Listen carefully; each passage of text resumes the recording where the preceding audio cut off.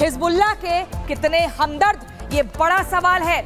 आखिर किसको दर्द हो रहा है नसरुल्लाह के खात्मे के बाद, ये एक बड़ा सवाल जिस पर आज करेंगे चर्चा। लेकिन पहले आपको बता दें, इजराइल ने अपने सबसे बड़े दुश्मन को लेबनान में घुसकर मार डाला। सैकड़ों लोगों का कातिल हिजबुल्लाह का दुनिया से खात्मा हो गया। आतंक के अंत से कई मुस्लिम देशों में खुशियां मनाई गई, लेकिन लेबनान से 3816 किलोमीटर दूर, जी हां 3816 किलोमीटर दूर भारत में कुछ लोग ऐसे हैं जो हिजबुल्लाह के चीफ रहे नसरुल्लाह की मौत का मातम मना रहे हैं, जिसमें सबसे बड़ा नाम पीडीपी अध्यक्ष महबूबा मुफ्ती का है। महबूबा मुफ्ती को नसरुल्लाह की मौत का ऐसा सदमा लगा है कि उन्होंने आज अपना चुनाव प्रचार तक रोक दिया है। आज इसी पर करेंगे चर्चा कि जिसे तमाम देश आतंकी संगठन मानते हैं, आखिर उस हिजबुल्लाह और उसके चीफ रहे नसरुल्लाह से इन लोगों को इतनी हमदर्दी क्यों है। पहले रिपोर्ट देखिए।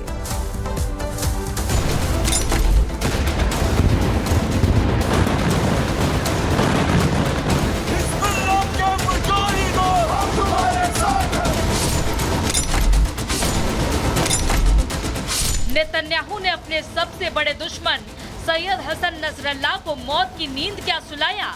जम्मू कश्मीर में तो नसरल्लाह की मौत पर चीख पुकार ही मच गई। नसरल्लाह की मौत क्या हुई, भारत में छिपे उसके तमाम चाहने वालों की भावनाएं सामने आ गई। पाकिस्तान का बार बार राग अलापने वाली महबूबा मुफ्ती को नसरल्लाह की मौत का इतना धक्का लगा कि हिजबुल्लाह चीफ के मारे जाने पर महबूबा मुफ्ती ने लंबा चौड़ा ट्वीट कर दिया और नसरल्लाह की मौत पर दुख जताया। महबूबा मुफ्ती लिख रही हैं, लेबनान और गाजा के शहीदों, खासकर हसन नसरल्लाह के साथ एकजुटता दिखाने के लिए मैं अपना प्रचार अभियान रद्द कर रही हूँ। हम अपार दुख और प्रतिरोध की इस घड़ी में फिलिस्तीन और लेबनान के लोगों के साथ खड़े हैं।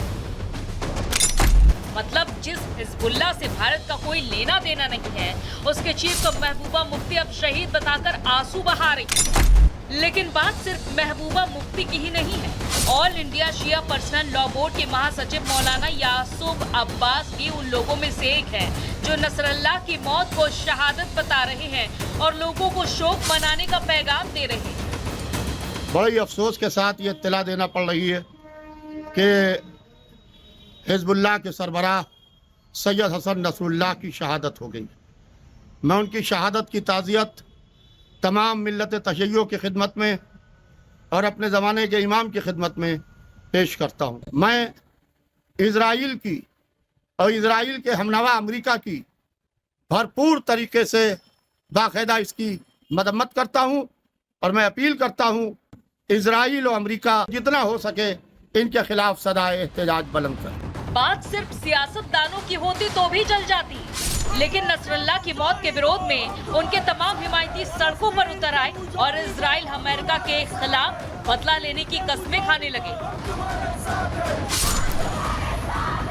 कि भारत में हिजबुल्लाह के कितने हमदर्द हैं। जिस हिजबुल्लाह और उसके चीफ रहे नसरल्लाह से भारत का कोई लेना देना नहीं है, आखिर उसके लिए इतनी हमदर्दी क्यों। जिस हिजबुल्लाह को दुनिया के तमाम देश आतंकी संगठन मानते हैं, आखिर उसी हिजबुल्लाह के मारे गए चीफ को महबूबा मुफ्ती शहीद क्यों बता रही हैं। क्या धर्म और जाति देखकर कुछ लोग हिजबुल्लाह को अपना समर्थन दे रहे हैं? और सबसे बड़ा सवाल ये है कि आतंकी संगठन हिजबुल्लाह को समर्थन देने के पीछे आखिर ऐसे लोग की सोच क्या है। Bureau report, Republic. लेबनान में मौत होती है और भारत में आंसू बहाए जाते हैं, बड़ा सवाल है। इसी पर चर्चा करेंगे। चंद्र प्रकाश जी वरिष्ठ पत्रकार हमारे साथ जुड़ गए हैं, रॉबिंद्र सचदेवा पूर्व राजनयिक हमारे साथ जुड़ गए हैं, कर्नल शैलेंद्र सिंह रक्षा विशेषज्ञ हमारे साथ जुड़ गए हैं, ग्रुप कैप्टन यूके देवनाथ जी हमारे साथ जुड़ गए हैं, रक्षा विशेषज्ञ, प्रेम कुमार वरिष्ठ पत्रकार हमारे साथ जुड़ गए हैं और सैयद जव्वाद राजनीतिक विश्लेषक हमारे साथ जुड़ गए हैं। सबसे पहले सैयद जव्वाद जी आपके पास ही हम आएंगे और सवाल बड़ा है। कई देशों ने जिसे आतंकी घोषित किया नसरुल्लाह, उसको लेकर भारत आंसू क्यों बहा रहा है? एक आतंकी को शहीद का दर्जा क्यों दिया जा रहा है? ऐसा क्यों माहौल बना दिया कि भाई ये बहुत बड़ी शहादत हो गई, हम अपनी चुनावी रैली को आज के लिए रोकेंगे और आज मौन धारण करेंगे? ऐसा क्यों? क्या रिश्ता है भारत का?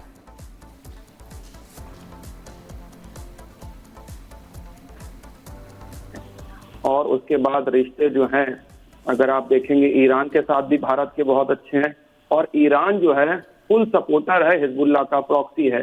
तो अब आप मानिए कि अमेरिका जिसको चाहता आतंकी कहता है, तो आप मान लीजिए कि ईरान भी फिर आतंकी है, और ईरान को सपोर्ट कर रहा है आपका पूरी तरीके से रूस, तो आप रूस को भी कह दीजिए कि वो आतंकी है। देखिए, सबसे बड़ा आतंकी मेरी नजर में है तो वो इस वक्त है इजराइल, उससे बड़ा आतंकी कोई मुल्क नहीं है।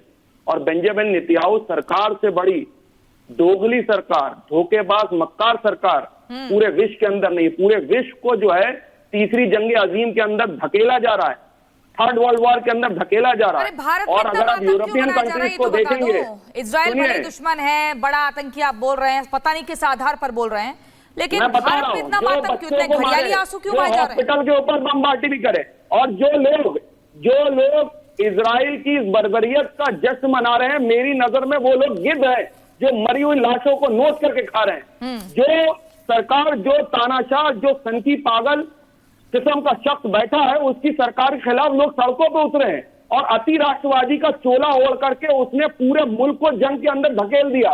बेंजामिन नेतन्याहू सरकार के खिलाफ, उसी की सरकार के खिलाफ 2006 भूल गए आप, 95% लोग खड़े हुए हैं। 2006 के वो 33 दिन भूल गए आप, जो नसरुल्लाह ने किस तरीके से इजराइल पर लगातार हमला किया था, वो दिन आपको याद नहीं आ रहे हैं? नसरुल्लाह हीरो है क्या आप लोगों का? आप भूल गए बच्चों का, आपका इजराइल हीरो है, बेंजामिन नेतन्याहू सरकार का हीरो है, अमेरिका की नाजायज औलाद। शैलेंद्र सिंह क्या हो गया इन्हें? वो यहाँ पर इजराइल को दुश्मन बता रहे हैं, इजराइल को बैठे बैठे कोस रहे हैं और मातम मना रहे हैं, नसरुल्लाह की कह रहे हैं कि शहादत हो गई, ये बड़ा दुखद है। कर्नल शैलेंद्र सिंह जवाब देंगे आपको, सही है जवाब, रुक जाओ, मरी हुई लाशों को नोट करके सुन लीजिए, गिद्ध है लोग। अरे जवाब साहब सुनिए ना। जनाब आपकी बात मान ली, अरे आपकी गलत बात मान ली, आपकी गलत बात ही सही, लेकिन फिर भी मैं मानने के लिए तैयार हूं। मुझे लगता है कहीं ना कहीं एज अ इंडियंस हमारे पास एक वो प्लेटफॉर्म है कि जहां पर हम ज़्यादा अच्छा डिसीजन ले पाते हैं। पहली बात, क्या ये लड़ाई टेररिज्म की है?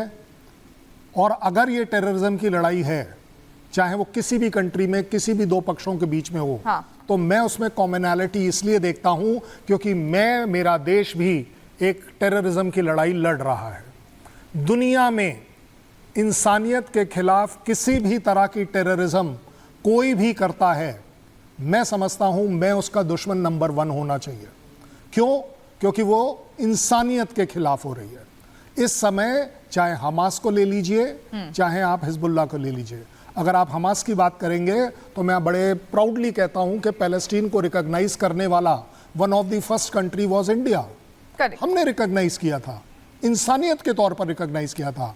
लेकिन इसका मतलब ये नहीं है कि हमने उनकी टेररिस्ट एक्टिविटी, उनकी टेररिस्ट ऑर्गेनाइजेशन हमास को हमने अडॉप्ट किया था, उसको सपोर्ट किया था। हमने कभी नहीं दुनिया में किसी भी जगह, चाहे आप रशियन साइड ले लो, पता नहीं वेस्टर्न साइड ले लो, ईस्टर्न साइड ले लो, जो मर्जी आए ले लो, ज्यादा बड़ी बात यह है कि मैं, मेरा देश, मेरे देश आएंगे, सही है जवाब जी, वो कृपया कर टेररिज्म के खिलाफ खड़े हों। आप एक कंट्री और एक उसको, आप बोल रहे हैं हमारे कितने अच्छे रिलेशन है, अरे अगर हमारे अच्छे किसी के साथ रिलेशन है तो हमारे वो रिलेशन अच्छे इजराइल के साथ भी हो सकते हैं। क्या कर दीजिए, वैश्विक आतंकी घोषित हो चुका है नसरुल्लाह। सही है जवाब, सब सर आएंगे, एक सेकंड। प्रेम कुमार जी आपके पास, मैं टेररिज्म की डेफिनेशन पूछ रहा हूँ, क्या है सर? किसकी डेफिनेशन? टेररिज्म की डेफिनेशन क्या है? बताइए, आप बताइए टेररिज्म की डेफिनेशन क्या होती है? रक्षा विशेषज्ञ साहब बता दें। बताएंगे वो, पहले आप भी बताइए, वो आपका ज्ञानवर्धन कर देंगे, पहले आप बता दीजिए। अरे भाई, जिसका महिमा मंडन आप कर रहे हैं ना, डेफिनेशन नहीं, जिसकी मौत का महिमा मंडन आप